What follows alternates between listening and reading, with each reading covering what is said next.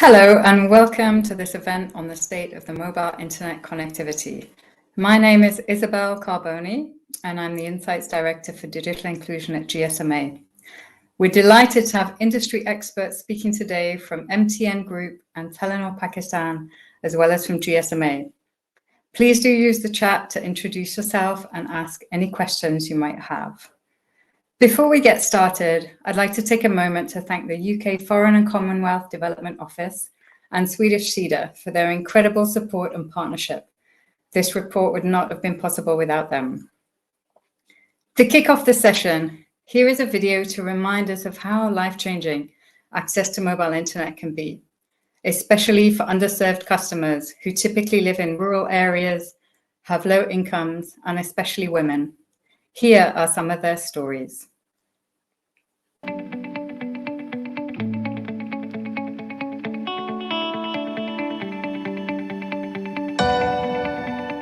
Naitwa Frida Kairodhi kutoka Meru County.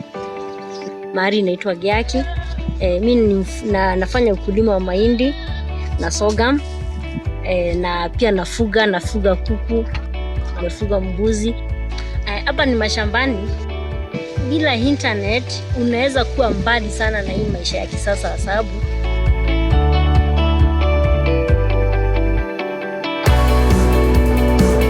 Mobile ने हमारी life को चेंज करके रख दिया। हमने अपना सिलेबस भी मोबाइल इंटरनेट से मंगा के देखा और समझा सेकेंड ईयर का, और कोई भी टॉपिक अगर हमको नहीं समझ आता था तो हम लोग यूट्यूब पे जा कर के उस टॉपिक को समझते थे। और क्योंकि सर थे नहीं, कॉलेज बंद हो चुका था कोरोना के दौरान, तो मोबाइल ही हम लोगों की बहुत मदद किया।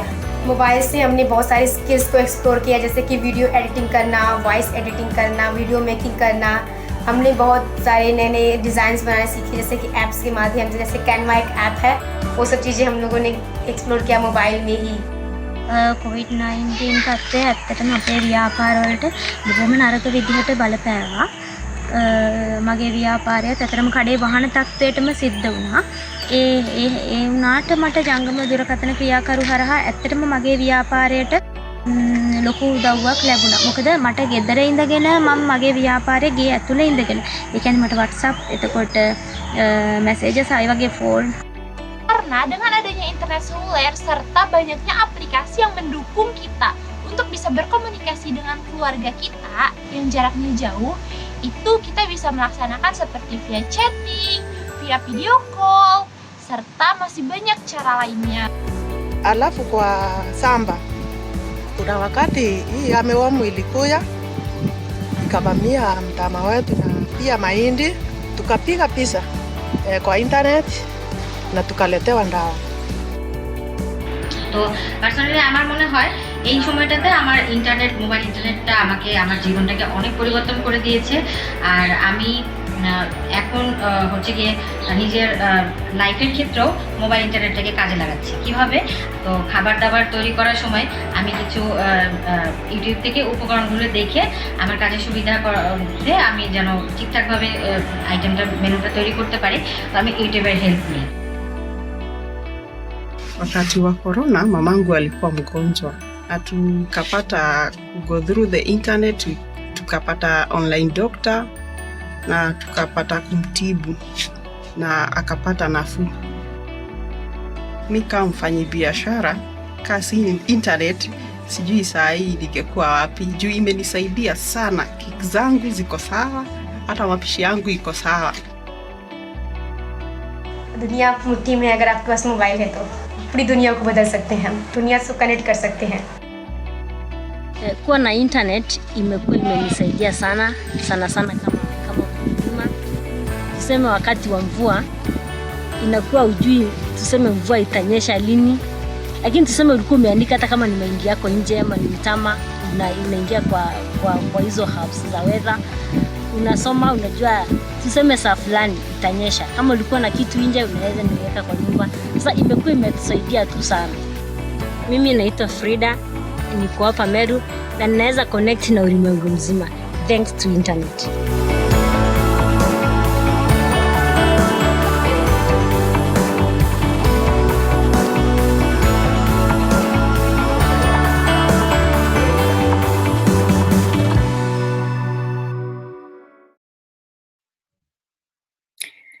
These are just some of the many examples of benefits that using the mobile internet can provide. But sadly, there's a large population that still remains offline. Now it's my pleasure to introduce the GSMA Director General, Mats Granier, for his reactions to this year's State of Mobile Internet Connectivity Report. Mats, over to you. Thank you, Isabel, and hello, everyone. It is really great to be here today to discuss the state of the mobile internet connectivity around the world. As many of you know, for millions, mobile is the main way and sometimes the only way that people access the internet, especially in low and middle income countries. Now, this year we have good news and some bad. The good news is that the world is now more connected than ever before. Over 4.6 billion people are now using mobile internet, and that's almost 60% of everyone on the planet. And in 2022 alone, 200 million more people started using it for the first time. Now, this is truly fantastic because research shows that access to mobile internet can help reduce poverty, increase household consumption, and improve the profit of small businesses. Of course, it also allows for important social connections, access to health and financial services and education, and contributes to the overall well-being of people. So that's the good news. But now for the bad news. Well, it is true that more people are connected to mobile internet than ever before, but the reality is that the pace of progress is slowing down. I mentioned in 2022 that 200 million people started using mobile internet. Well, in 2021, it was 300 million people. So that's actually 100 million less people in 2022. The numbers are going down. So we cannot be complacent. This is a moment to double down on our efforts, to move faster and more urgently than ever before to close the usage gap and ensure that everyone has access to the benefit of mobile internet. So what do we need to achieve this? Well, there are a few crucial focus areas. Affordability, especially for handsets, digital skills, relevant content and services, and of course the safety and security concerns. I know our digital inclusion programs are working very hard to address these barriers with mobile operator partners, governments, and international organizations. And partnership is crucial because no one can tackle these challenges on their own. We have to work together to drive action and achieve our goal of a world where everyone is connected. Today, our team is going to dive deeper into the numbers and what we can do to address these barriers. And this is vital because you can't solve a problem if you don't understand what it actually is. So today, I hope you will leave this session with a feeling of being informed of where the challenges and opportunities lies, and that you will be inspired to go out and keep working to close the usage gap and ensure that everyone, everywhere can benefit from access to mobile internet. So with those words, thank you very much. And now back over to you, Isabel. Thank you very much, Mats. Now let's dive into this year's data and trends with the report's co-authors, Matthew Shanahan and Kalvin Bahia. Thank you for the introduction, Isabel, and thank you everyone for joining today's webinar. My name's Matthew Shanahan. I'm the Senior Insights Manager in our Connected Society team and co-author of the State of Mobile Internet Connectivity Report 2023. We publish this report every year to provide insights into key trends of mobile broadband coverage and internet use worldwide. We draw from various GSMA data sources for this report, such as our annual GSMA Consumer Survey, a nationally representative survey which was administered face-to-face in 12 countries in 2022, the GSMA Mobile Connectivity Index, also known as MCI, and GSMA Intelligence Data and Modeling. The report provides an update on the state of mobile internet connectivity globally, by region, and for different demographics. We show how this has changed since 2015, and our latest report also includes a new deep dive into the use of different devices. Other chapters focus on network coverage, how people are using mobile internet, and the barriers people face to mobile internet adoption. Our report draws on many different data points and brings a lot of new insights. Today, the co-author Kalvin and I will be focusing on some of the main findings, but I also really highly recommend taking a look at the full report for nuanced regional and country-level insights and even more information. First, we look at the current state of play and the global trends in connectivity. Across the world, 57% of people were connected to mobile internet in 2022. That's 4.6 billion people. As Mats mentioned previously, this is transforming lives. The fact that so many people are now connected and benefiting from mobile internet is testament to the investments and hard work by the industry to improve connectivity for all. However, there is still a significant digital divide. 43% of the population, that's 3.4 billion people, remain unconnected. So let's now take a closer look. The unconnected can be split into two different groups. Firstly, those that do not live within a mobile broadband network. We call this the coverage gap. And secondly, people who live within a mobile broadband network but are not yet using it. We call this the usage gap. We can see here that the usage gap, 38%, that's 3 billion people, is significantly larger than the coverage gap, 5%, that's almost 400 million people. This shows that the majority of young connected live in areas already covered by a mobile broadband network. In fact, the usage gap is almost 8 times the size of the coverage gap. We'll now take a closer look at some historic data that will provide more background. 95% of the global population are now covered by a mobile broadband network. That is to say, in this graph, at least 95% of the population were covered by a 3G network or higher in 2022. These can be seen in red. In this chart, the coverage gap is indicated in gray, as anyone who has either no coverage or lives within 2G coverage only. While the coverage gap has remained flat at 5% in recent years, the types of network coverage are still improving. Globally, 90% of the population is now covered by 4G, and from 2021 to 2022, we can see strong continued growth in 5G network expansion from 25% to 32%. Over the course of 2022, almost 3/4 of the 5G network expansion was in Asia Pacific, and more than half of global 4G network expansion came from sub-Saharan Africa. Now, 2023 is expected to have the highest number of network sunsets so far, with 57 operators planning 2G or 3G shutdowns. The majority of these will be in Asia Pacific and in Europe. While there is an increasing trend to shut down older networks, most operators worldwide will continue to maintain 2G and 3G networks for the foreseeable future, with a significant portion of users continuing to use these networks, particularly in low and middle income countries. As for the 5% that make up the coverage gap, these are communities that are predominantly rural, low income, and sparsely populated, and are the most challenging to reach. When we look at how mobile internet adoption has been changing over the years, on the left-hand side of this slide, we can see continued growth. The number of global mobile internet users increased from 2.6 billion in 2015 to 4.6 billion in 2022.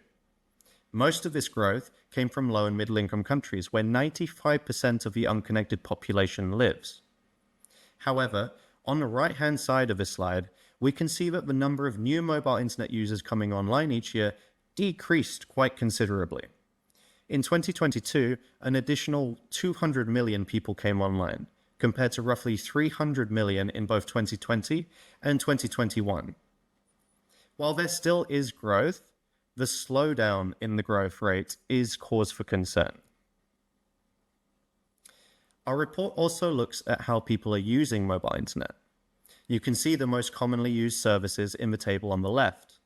Mobile internet continues to be primarily used for communications, with instant messaging, calling online, and video calls making up the 3 most common activities undertaken by mobile internet users.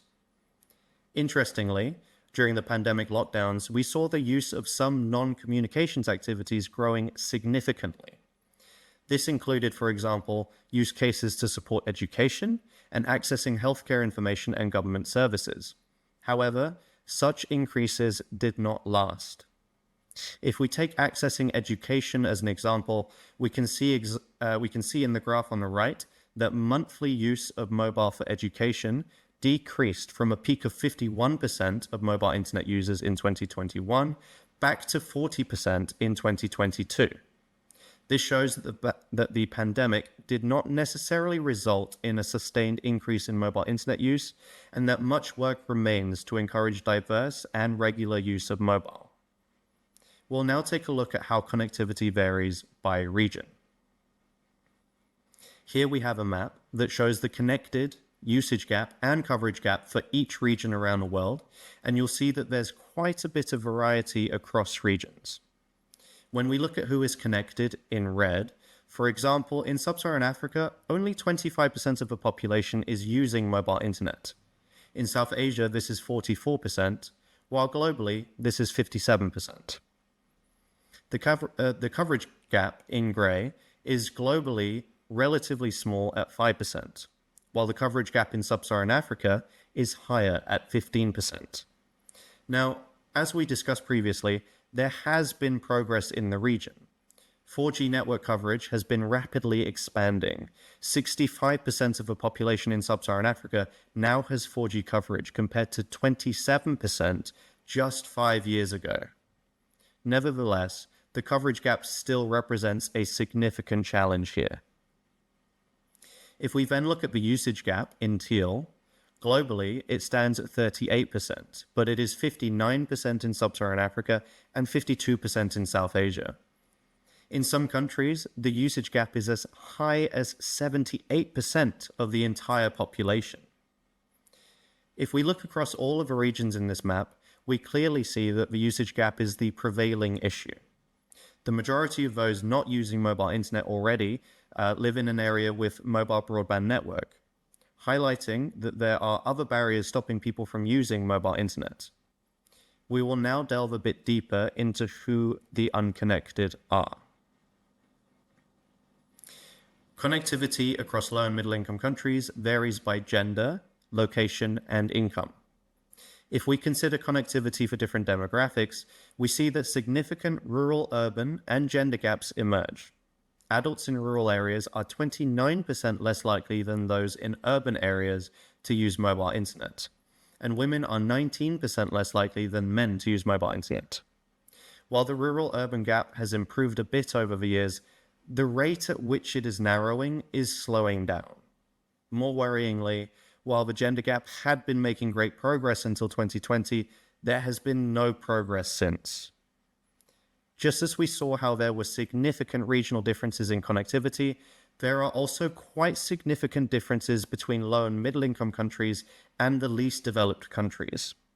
While over half of people in low and middle income countries are now using mobile internet, this drops to just 25% of people in least developed countries.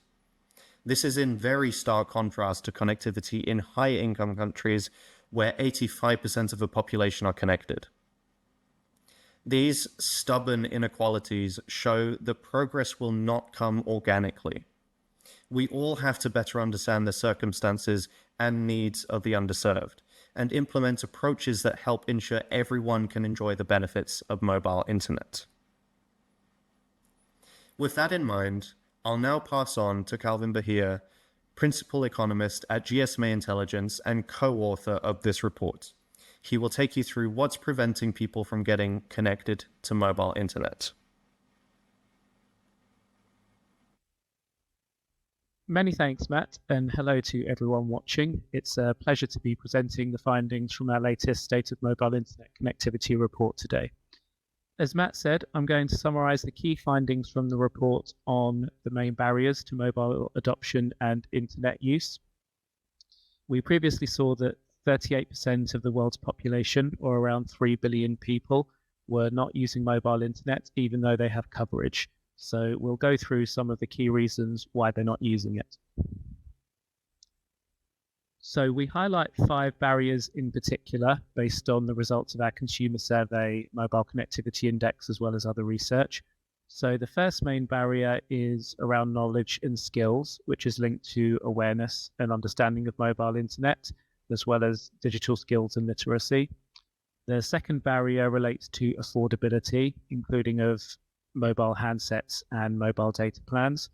The third barrier is on safety and security, which includes concerns around harassment, theft, fraud, and information security. The fourth barrier is related to the availability of locally relevant content. And the last barrier is linked to access. That doesn't just include mobile networks, but also other access barriers such as lack of ID, potentially issues around family disapproval, and also problems charging mobile devices, amongst other things. The report considers each of these in detail, but for the purposes of this presentation, I'll just focus on the main highlights. So the first step to using mobile internet is being aware of it and understanding that the internet can be used and accessed on a mobile device. Between 2017 and 2019, the low middle income countries that we surveyed experienced a strong growth in mobile internet awareness, but there have been quite marginal changes since. On the positive side, awareness is quite high in most of our markets that we survey. In 9 of the 12 countries, more than 80% of the population are aware of mobile internet.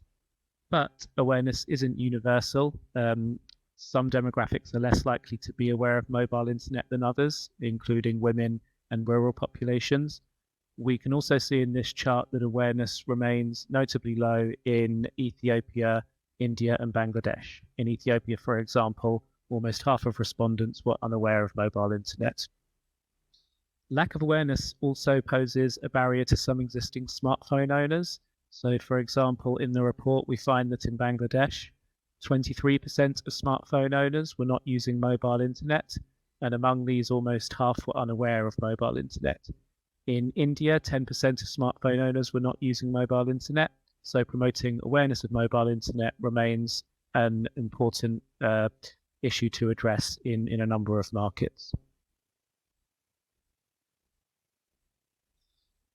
For mobile users that were already aware of mobile internet but aren't using it, we then asked them what barriers were preventing them from adopting mobile internet. We asked them to list all relevant barriers and identify those that were most important and the top-ranked barriers. Looking across our surveyed markets overall, the biggest barriers to using and adopting mobile internet were related to affordability. This particularly applies to handsets and devices. And the second one that was given as most important, or the most important, was literacy and digital skills. For reference, when we talk about literacy and digital skills, we're including factors such as not knowing how to use mobile internet, not knowing how to access it on the internet on a mobile device, not having time to learn it, and also more general literacy barriers. Other barriers such as relevant and safety and security were reported less often, though they are still prevalent, as we'll see shortly. When we consider the results by region, we tended to find that in most of the African countries we surveyed, affordability of devices was the top barrier to not using mobile internet. In South Asian countries, literacy and digital skills have emerged as the top barrier, while in Latin America, safety and security barriers were more often reported as the top barrier. In the report, we do consider these barriers in more detail, and we also look at them separately for women, men, rural and urban respondents, so we would encourage you to look at that. As we saw on the previous slide, affordability of handsets was most commonly cited as the top barrier in the 12 countries that we surveyed, and the device cost is also the primary barrier to using mobile more generally. 2/3 of the population that live in areas with mobile broadband coverage do not have a phone, and we also found that within those areas, 600 million people already had a basic or feature phone, but not a smartphone. Further details of that are included in the report. So given the importance of affordability as a barrier, and especially of handsets, we've been tracking over time the cost of an entry level internet enabled device over the past several years. So we just wanted to highlight some of the key findings from our latest analysis. Across low and middle income countries, the median affordability of an entry-level device was relatively stable in 2022, having improved the previous year in 2021. The median affordability in low and middle income countries was just over 16% of monthly GDP per capita. But as we detail in the report, there was significant variation by region. In particular, affordability of devices got worse in sub-Saharan Africa, South Asia, and Latin America, and it was more stable elsewhere. This is likely to have been one of the factors in the slowdown in mobile internet connectivity growth in 2022 that Matt highlighted earlier, which, when we combine with the wider cost of living crisis, also meant that device shipments in general declined by more than 10% last year. We can also see in the chart on the right here that affordability of devices shows very significant variation by population segment. So while the average across low and middle income countries is just over 16% of monthly income, the equivalent is 40% if we look at the average income of the poorest 40% of the population. And for the poorest 20%, it increases to 55% cost as a proportion of average monthly income. If we, in the report, we look at this by region as well, and if we consider the poorest 20% in sub-Saharan Africa, the device affordability increases to 95%. So this really emphasizes the importance of considering affordability in more detail, both across countries, but also within countries, particularly for the digitally underserved. In addition to tracking the affordability of devices, we also monitor the affordability of mobile data services. Specifically, we've been tracking affordability in the cost to access 1 gigabyte and 5 gigabytes of data per month across all markets. And in this chart, you can see the global trend for the 1 gigabyte affordability for the past 5 years in low and middle income countries. So in general, the affordability of mobile data continues to improve, as we see here, with operators responding to greater demand for mobile data with cheaper and more affordable tariffs. This is also the case for the affordability of 5 gigabyte plans that we assess and include in the report as well.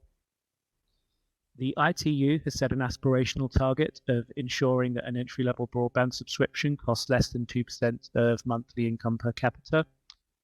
In total, across the low middle income countries that we survey, 53 countries out of 129, so that's 41%, have not yet met this affordability target for 1 gigabyte. Sub-Saharan Africa is the only region where more than half the countries are yet to meet this target, though on the other side, if we look at South Asia, for example, the vast majority of countries have achieved that 2% target. That being said, similar to what we saw in the case of devices, while the overall affordability of mobile data continues to improve, there does remain significant variation by population segments. To take an example, the median affordability for the poorest 20% of the population is more than 3 times greater than the average, and that's even more stark in certain regions like Latin America and the Caribbean. So this remains an ongoing issue in a number of countries. So we spent quite a lot of time looking at affordability, given its importance as the top barrier for many consumers. But in the report, we do explore others as well. And one example that I've highlighted here is to do with safety and security. So while not commonly reported as a top barrier across the countries that we survey, it remains an important barrier for a significant proportion of mobile users that are aware of mobile internet but aren't using internet on a mobile device.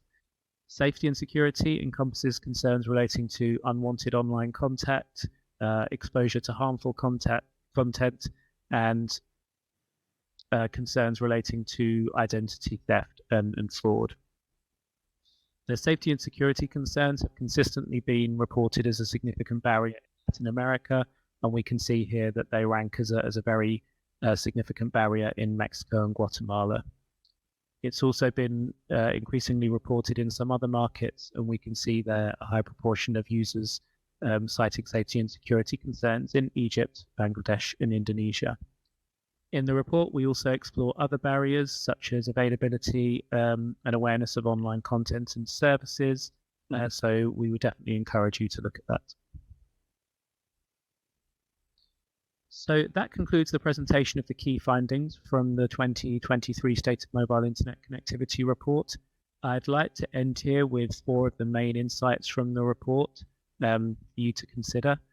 Amongst all the statistics and analysis, the biggest question that emerges from from this year's report is how can we re-accelerate progress to connect the unconnected? We know from our experience that operators and governments recognize the transformative potential of digital technologies for societies and economies, and they all have a shared goal to close the digital divide. But this now remains a very challenging task, particularly with the ongoing cost of living crisis. So with these key findings in mind, I think this is now a good time to hear from our panelists on the topic and listen to what they think we can do to achieve the objective of meaningful universal connectivity by 2030. Thank you very much, everyone. Thank you, Matthew, and thank you, Kalvin. As we heard, there's been strong growth in 4G network coverage in sub-Saharan Africa, but the usage gap is still very large. Keeping our focus now on Africa, it is my pleasure to introduce MTN Group's Chief Consumer Officer, Enzo Scarcella, for his thoughts on how we can accelerate the progress in digital inclusion in Africa, in conversation with GSMA's Claire Sibthorpe. And thank you so much for joining us, Enzo. It's really great to have you here. We've been hearing a lot about the usage gap, and I know MTN has done a lot to address it through its Chase strategy. So I'd love if you could just maybe briefly tell us what you're doing at MTN to address the barriers to digital inclusion, in particular maybe device affordability and knowledge and skills, because they're such big ones, and specifically how you're looking to reach the underserved in particular. Okay. So Claire, firstly, thanks for having me. I think just to pull the lens back a bit, we started the journey on driving digital inclusion in earnest in about 2018. And that's when we cemented the Chase strategy. For those who aren't familiar for what Chase means, we thought, in order to drive digital inclusion, we've got to address the problem quite holistically. And we developed this acronym called Chase. And what Chase stands for is the C is for coverage, the H is for handsets, the A is for access data pricing, the S is for service bundling, and the E is for education. So I think we've been fairly successful over the past 5 years with that as an approach. So we've gone from having about 70 million active data subscribers on our network to today having about 150 million. In terms of smartphones on our network, we've gone from about 80 million to this year about 180 million. Most importantly, data usage, the average data usage per subscriber has gone from about 2 gigabytes to 9 gigabytes. So we think that approach has been successful. Having said that, we still see that on our network, only about 50% of subscribers who are voice subscribers are actually data subscribers as well. So, we're as close to the beginning as the end at the moment. Where we see the barriers at the moment are around relevance in education and smartphones. And I'll talk to smartphones. So smartphones, we were successful at bringing the entry-level prices of smartphones down for quite a while, and then COVID hit.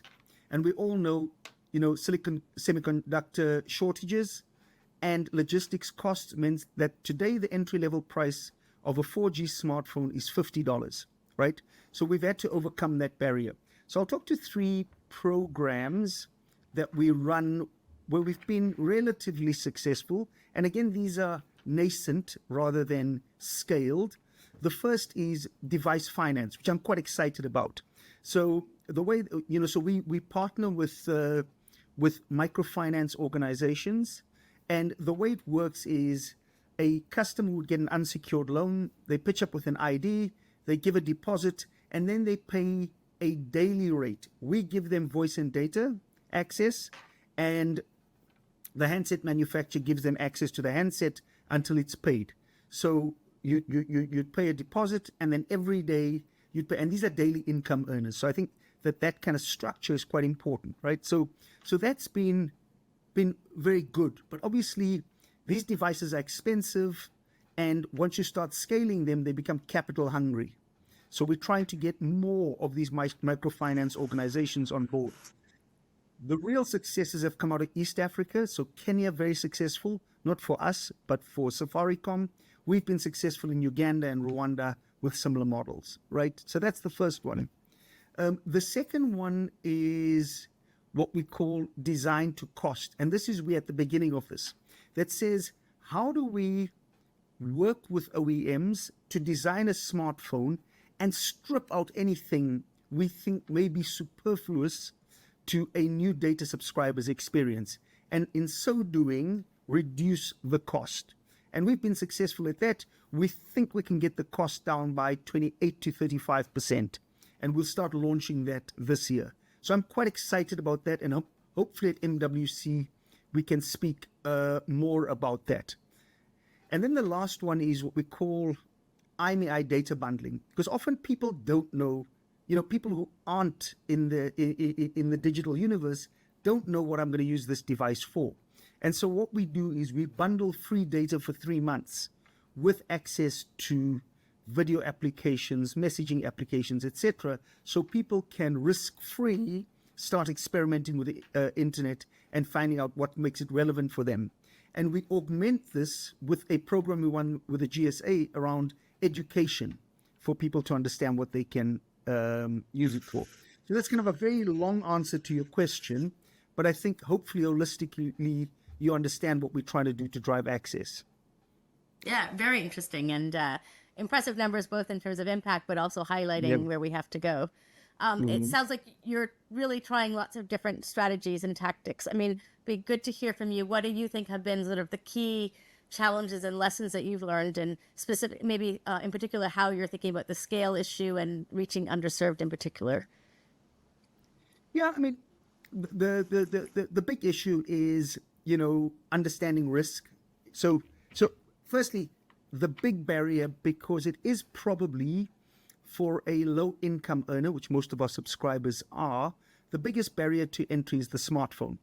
So often the smartphone represents a few months of somebody's income, right, of a low income earner. And so it's a big investment they're making and a big risk they're taking. So that's the first thing, is understanding that. The second thing for us is understanding the entire value chain.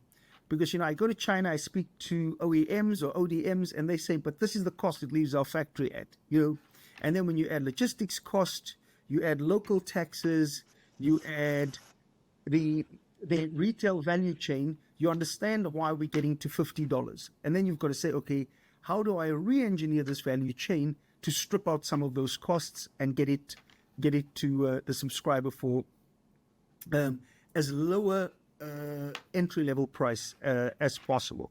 So I think that's the second barrier. The third is, I think the assumption for us that everybody understands the benefits of a digital life.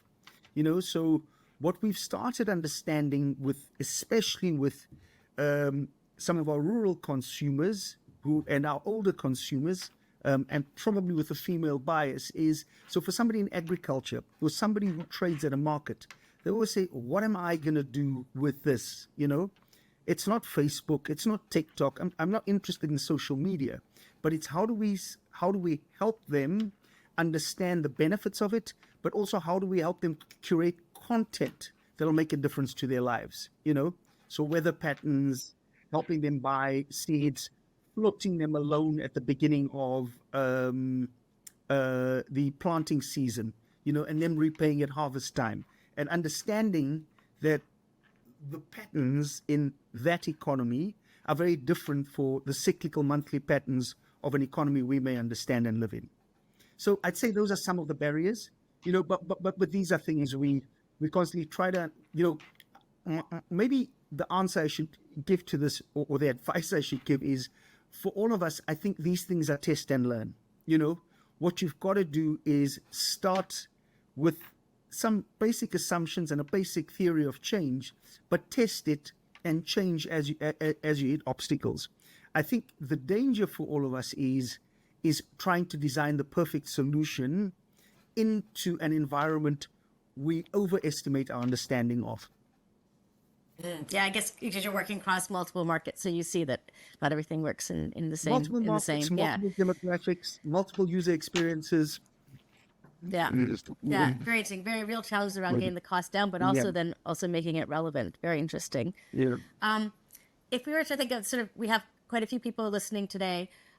So if you were to kind of give one piece of advice or one recommendation for what you think people can do to kind of address the usage gap, what would it be? I think firstly, think about it holistically, because I think it is a holistic problem. I think the second thing is start with customer empathy. Really put yourself in the shoes of the customer, as opposed to the technology provider. And the third bit of advice I'd say is start quickly and change quickly. And I'd say, and if you apply, those principles, I think you should be able to make decent progress. Yeah, fascinating. Thank you so much. And unfortunately, we don't have a ton of time, so we're at the end of our time, but really, really appreciate you giving your time today and the very interesting insights and learnings. I think very practical as well. And great, congratulations on all the sort of experimentation and success that you've been having. So thank you so much for your time today. Thanks, Claire, and thanks for having us. Thank you, Enzo, and thank you, Claire. Great to hear about how MTN is taking this holistic approach, thinking about customer empathy. And I love the mantra of start quickly and change quickly. Now we move to South Asia, and it is my pleasure to introduce to you the CEO of Telenor Pakistan, Khurram Ashfaq, to hear more about how Telenor is reaching underserved customers. Back to you, Claire. Khurram, thank you so much for joining us today and giving us your time. Really looking forward to hearing what Telenor is doing. So I'm gonna kick right off if that's okay. So I know that Telenor's great. So I know that Telenor has been doing digital skill in its Kurshal Angam IVR and its Kurshal Watam app, kind of to address the usage gap that we've been hearing about. Can you maybe just share a little bit about the different approaches that you're taking in Pakistan to make sure you're reaching like the underserved specifically? Because I know that's a big challenge. Yeah. No, I think then back in 2018, when we decided to sort of use the newly launched 4G and mobile data services to reach a more bigger segment of the society, we thought that first of all, the agriculture, because Pakistan is primarily an agriculture country, the people involved in farming and agri, and then the women part of that community are the ones that we would reach out and try to contribute in terms of, increasing the flow of information, providing information about healthcare, about livestock, about some of the other agriculture information. It might not sound, it might be a little bit, against the stereotypes, but the women in Pakistan, especially those in the rural areas, are very, very much involved in the overall in the agriculture business itself, in the crop cycles and all that. So there was a need for this, and then this was appreciated. However, what we found out was that the digital inclusion when it comes to having access to a smartphone was not there. It was taking it, and it is still slowly coming in, and that related to the price of the smartphone and the overall ability to use smartphones. So initially we launched Kushal Angan with an IVR service. So anyone with the old handsets using 2G could dial in and then start to listen to various parts. So then there is a whole IVR tree. You could listen to health information, just public health related information, agriculture and all that. So that has slowly developed. We have built up an audience, almost 400,000 women dial in and listen to, in a month, listen to these programs. The average time they spend is 5 minutes. So that's substantial because, in a day or age of social media, you have the attention span of seconds, if not minutes. So from that point of view, it's quite. So then what we believe is that this is a platform on which we can start putting in additional information, additional content that these women can then consume and use. And that's when we started this collaboration with the GSMA, where we are providing this mobile, this toolkit we are using, which is the mobile internet skill toolkit, which is writing. So the primary tool is still the IVR. The app is slowly catching up. It's not got to big scales yet, but it is on the way, picking up. Wow, that's impressive. 5 minutes. That's really impressive that you have such people are spending so much time on your content. So, I mean, obviously there's a lot of challenges. You mentioned a couple, people don't have smartphones and other, it'd be really interesting to see if you're thinking about how you've been reaching those underserved and those women in particular, what have been the sort of main challenges or main learnings? And you also highlighted, scale is a challenge. So, maybe how have you kind of adapted your approaches to kind of address these, and how are you thinking about scale? Yeah. So, first of all, for us to put out this kind of content, this material towards the public, it was very important to make sure that the content itself was accurate and it was reflecting, it reflected information which would not mislead people or cause some sort of harm to anyone. So it was very important to control the quality of the content. So that was one of the first ones we had to bring under control. We couldn't just have anything that gets produced to be put up there. We had to have the right partners. We had to have the right expertise from our partners to certify sort of that kind of content that was going out. Secondly, Pakistan in itself is, from geographies, it's quite a diverse country when it comes to different languages, when it comes to, differences in the culture. So we had to adapt the content in different dialects, in different languages across, so that it would have some meaning to everyone. Otherwise, just putting it out in one language you would cater for a certain part of the subscribers, but not everyone. So that was very important for us to increase the reach. And then as we've used the service design approach as the classic approach that now a lot of companies are using to design digital platforms. And we've constantly changed, for example, the placement of the different options in the IVR, the kind of what content gets better hits, so we put it up, what contents we want to push, so we change the priorities. So there is a lot of engaged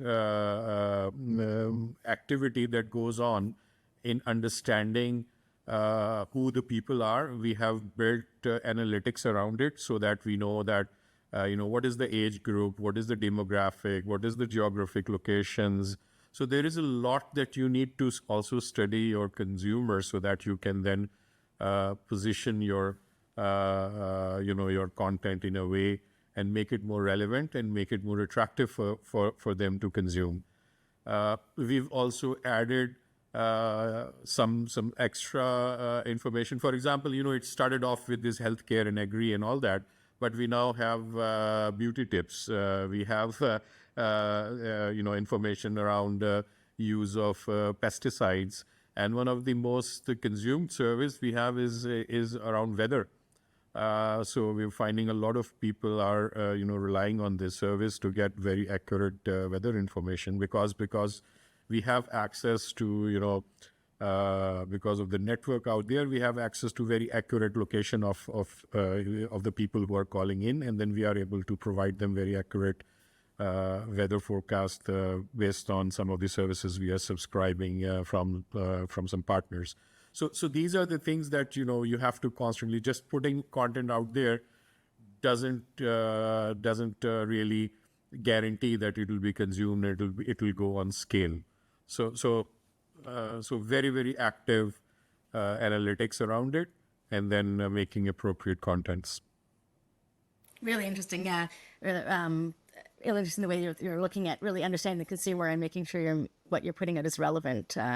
Thank you so much for sharing, because digital skills, as our sort of report that we published highlights, is such a big barrier. And so really interesting to learn about how you're combining IVR and an app and really understanding consumer needs to kind of address this. So fascinating. Thank you for sharing what you're doing. Just wanted to ask one final question, because sadly we don't have a ton of time. If we really want to move the needle in terms of addressing the usage gap, because it's quite sizable and we need to really do something. So, I mean, if you were, for those who are listening today, if you were kind of to propose a strategy that you think would really move the needle, what would you recommend to those listening? Yeah, so there would be different strategies depending on the cycle of where you're. So if you're just entering, you have to, first of all, figure out how you get into more and more hands. So, first you get those MAUs and the daily active users. In our case, since we've already sort of crossed that point where we were, from an unknown app to an app which is still being consumed by, quite a lot of people, our challenge to scale is considering, what is next. And what we believe is there are two things we are looking at. First of all, can we allow user-generated content? Because the success of such platforms like TikTok or Instagram or Twitter X lies in the ability of users to create that content and put it up there, and then the audience is much wider. But the challenge with user-created content is, again, editorial control is about the, differentiating between what is fake, what is not. So it's a very challenging area. But one of the things that we are very near to, taking out is the path towards financial inclusion, and that's very important also for these women in the regions in the rural areas who are using these services. How can we provide them advice which helps them first of all gain knowledge about how they can sell if they are making some things in their homes, if it's small handicrafts or some food or some cloths or something, if they can sell it on the through the platform, and then access to financial services through the mobile wallets. So these are the things that can really create that link between what happens in real life. They are involving economic decisions. They need to be empowered financially. And then the platform in their hand, which they have already become used to, which they are using for access to information. If we can combine these two, then I think that can really give that kind of scale that we are looking for. Thanks. So the importance of relevance, and thank you so much for your time today, and congratulations on everything you've achieved, and thank you for joining us. Thanks, Claire. Thanks for the opportunity, and I hope it helps the other people who are listening to this. Thank you. Thank you, Khurram and Claire. Fantastic to hear how Telenor has been iterating on its IVR and app content to address the different life needs of customers and the different cultures within Pakistan, making mobile internet relevant for all. And now, finally, it is my pleasure to hand over to GSMA's Head of Mobile for Development for his closing comments on achieving digital inclusion for all. Over to you, Max. Thank you very much, Isabel. As we've all experienced, mobile internet is transformative for individuals, for societies, and for economies. It is also a source of resilience in times of crisis. There have been notable achievements as the mobile industry covered 95% of the world's population with mobile broadband. But while mobile internet adoption continues to grow, the findings shared today show that progress is slowing down. And that's not something we can accept. With 3 billion people living in areas already covered by mobile broadband infrastructure, but who don't use the internet, this usage gap is the biggest challenge we face, as it represents 88% of the unconnected today. And our State of the Mobile Internet Connectivity Report is clear. We cannot be complacent. The digital divide is not going to close on its own, especially not for those who are already more at risk of exclusion, such as women, rural dwellers, or persons with disability. Every stakeholder needs to play its role to ensure everyone can access and use mobile internet and that no one is left behind. We know what we need to do to address the digital divide. We must ensure that addressing the digital divide is an organizational and policy priority, with senior leaders championing the issue and setting specific targets. We must strengthen the availability and quality of data and better understand the needs of the underserved. We must address the barriers related to affordability, to knowledge and digital skills, to safety and security, and to the availability of relevant content, products, and services. In doing so, we should recognize the specific needs and context of the underserved. Finally, we must collaborate and partner with a wide range of stakeholders. Targeted and coordinated intervention is needed from industry, policymakers, the development community, and others to ensure no one is left behind. At the GSMA, our digital inclusion programs work hard in collaboration with mobile operators, governments, international organizations, and more to tackle the digital divide.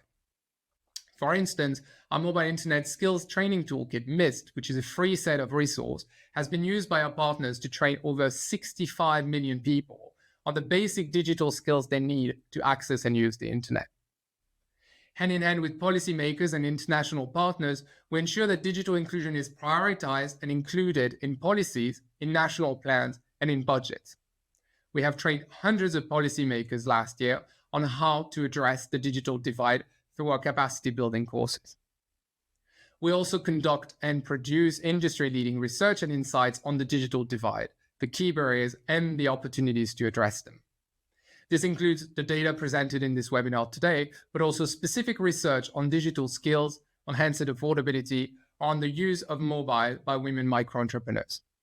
Our Mobile Connectivity Index also has data on connectivity enablers for over 170 countries. We are very proud of the impact that we continue to achieve together with our partners. Digital inclusion is the foundation on which all our mobile for development activities are built. As for the mobile industry at large, we can only fully achieve our mission if no one is left behind.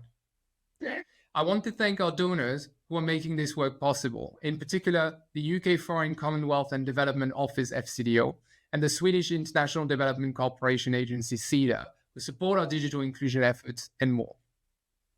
In conclusion, while we have seen progress, a lot remains to be done to ensure everyone can fully participate in an increasingly connected world. It is a challenge, but it is also an opportunity to leverage digital technology to address the inequalities in our world. We can do this, but it will continue to take intentional and concerted action from all of us. The future is going to be digital. Let's work together to ensure no one is left behind from it. Thank you.